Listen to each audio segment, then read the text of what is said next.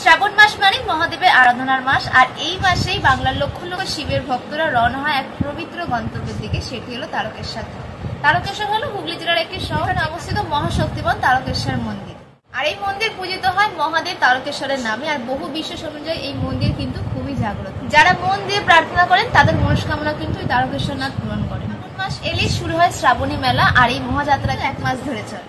হাজার হাজার ভক্ত, যাদের বলা হয় কাউড়িয়া, তারা কিন্তু পথ হেঁটে এসে গঙ্গাজল সংগ্রহ করে নিবেদন করতে আসেন শিবলিঙ্গ। একান্ত বিশ্বাস এই যাত্রার জনপ্রিয় রুট হলো শেওড়াফুলি নিমাইঘাট থেকে তারকেশ্বর ধাম পর্যন্ত। প্রায় 37 কিলোমিটার পায়ে হেঁটে ভক্তরা পৌঁছে যান তাদের মহাদেবকে এক ঝলক দর্শনের আশায়। কেউ বা পায়ে হেঁটে, কেউ বা গান গাইতে গাইতে, আবার কেউ ঢাক ঢোলের স্বাদ নিয়ে। সময় পুরো পথে দেখা যায় ভক্তদের জন্য প্রসাদ বিতরণ এবং স্বেচ্ছাসেবক সংগঠন কিন্তু এই সময় সাহায্য করতে দেখা যায়। এই যাত্রা কিন্তু শুধু একটি ধর্মীয় অনুষ্ঠান নয়, এটি হলো একটা অভিজ্ঞতা। রাস্তায় হাজারো মানুষের সমাবেশ, সাথে ভক্তির উচ্ছ্বাস, হর হর মহাদেব, জয় বাবা তারকনাথ। মন্দিরে পৌঁছেই কিন্তু ভক্তরা লাইনে দাঁড়িয়ে মহাদেবের দর্শন করেন, সঙ্গে গঙ্গাজল নিবেদন করেন, মাথা নত করে, হাত জড়ো করে মন থেকে প্রার্থনা করেন শুধুমাত্র শান্তি ও কৃপা লাভের জন্য। এই শ্রাবণী যাত্রায় আমাদের শিখিয়ে দেয় বিশ্বাস ও ভক্তি মিললে কিন্তু কোনো পথই দুর্গম নয়।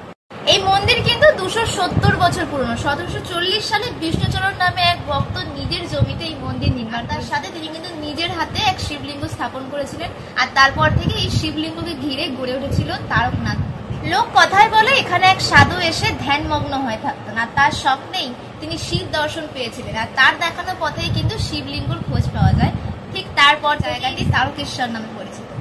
শ্রাবণ মাসে এই মন্দির হয়ে ওঠে ভক্তির এক মহাসমুদ্র। বহু ভক্তরা দূর দূরান্ত থেকে হেঁটে এসে, কেউ গঙ্গা জল সংগ্রহ করে, কেউ নাম জপতে জপতে চলে আসে, একমাত্র তাদের চলে আসে মহাদেবের দর্শনের জন্য। এই শ্রাবণী যাত্রাই আমাদের শিখিয়ে দেয় ভক্তি আর বিশ্বাস থাকলে কোনো পথই কঠিন নয়। এই 1 মাস ধরে চলে শ্রাবণী যাত্রা, যেখানে শুধুমাত্র মানবিকতা আর সরদীয় কিন্তু একসঙ্গে থাকে। তাই সবশেষে একটাই কথা বলবো, যদি কখনো সময় পান অবশ্যই আপনিও তারকেশ্বর যাত্রা করুন। শরীর কষ্ট পেলেও আত্মা শান্তি পাবে। হর হর মহাদেব।